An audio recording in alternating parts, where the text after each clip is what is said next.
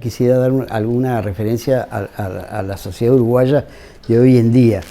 Yo creo que la sociedad uruguaya hoy en día es bastante distinta de los años 90, pero hay elementos, rasgos comunes y quizás riesgos que son mayores hoy en día que antes, fundamentalmente vinculados a la globalización.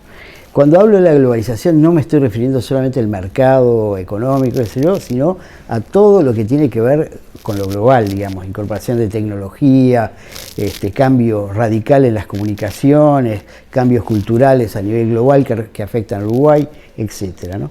Entonces, cada vez más la sociedad uruguaya aparece como, por un lado, se autopercibe como más pequeña en el mundo, más chiquita, pero a su vez como periférica, es decir, hay fenómenos que pasan lejos, que nos afectan directamente, y tercero, que es una sociedad dependiente.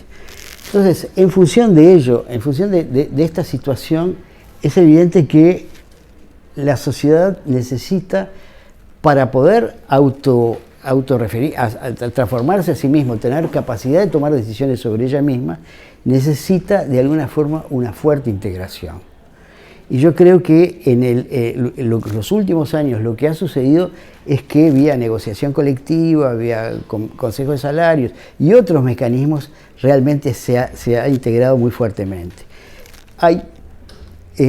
¿Qué pasó en la década de los 90? Y bueno, en la década de los 90 justamente se pensó, no se percibía esta necesidad de integración fuerte en la sociedad y de alguna forma se pensaba que con las empresas ganasen mucha plata, la sociedad iba a ir mejor.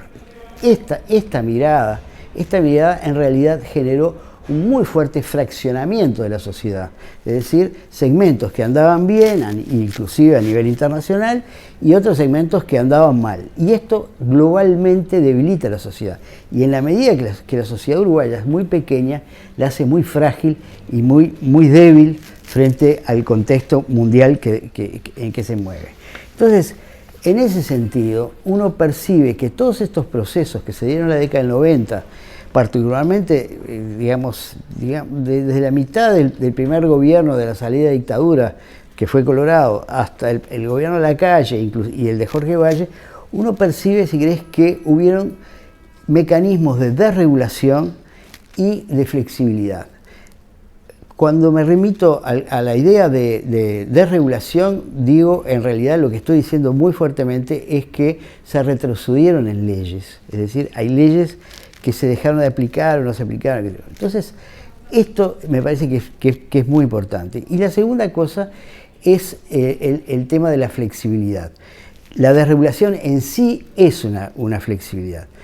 Hay otra flexibilidad que es la flexibilidad acordada, es decir, que por distintas razones los trabajadores y los empresarios deciden acordar ciertas flexibilidades. A veces porque se favorecen los dos, pero muchas veces, la mayoría de las veces, en las situaciones de crisis, es porque la flexibilidad de los trabajadores, aunque pierdan ciertas ventajas de condiciones de trabajo, el salario, permiten que la empresa siga. Siempre es acotada a un tiempo, etcétera, etcétera. Pero en todo ello, esta flexibilidad es dialogada.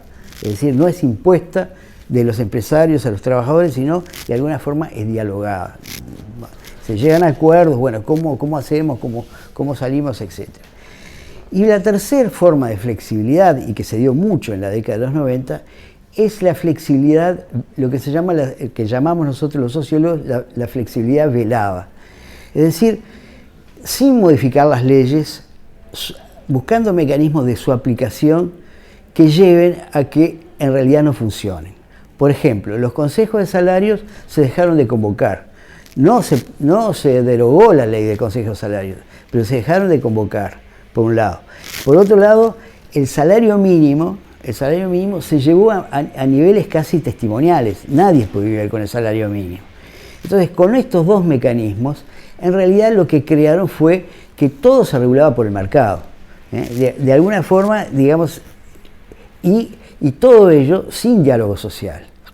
Entonces, esto generó, primero, una muy fuerte desaliento en los sectores populares generó a su vez este enorme espacio de tipo de capacidad de decisiones absolutamente arbitrarias, a veces los empresarios, generó un crecimiento enorme de trabajadores informales, de un sector de informalidad muy fuerte, generó también, y es muy importante, de forma muy importante, como efecto indirecto, digo, fuertes inmigraciones.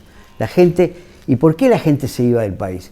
Porque de alguna forma la gente pensaba que el Uruguay no era viable. Entonces, bueno, si esto no funciona y no vemos ninguna punta, y bueno, me voy.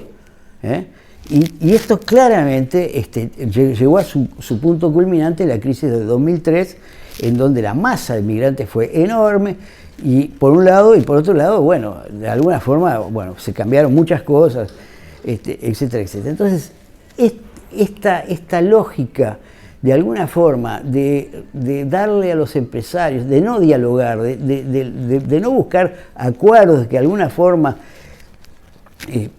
repartamos lo que podemos repartir y veamos los acuerdos que podemos lograr y los compromisos que podemos construir, y creer que solamente porque los empresarios, darle total libertad a los empresarios, de alguna forma tiene impactos muy, pero muy negativos en la sociedad en su conjunto.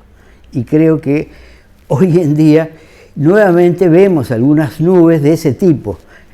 Y justamente, ¿no?, que se dice que se va a derogar la negociación colectiva, que solamente los salarios mínimos.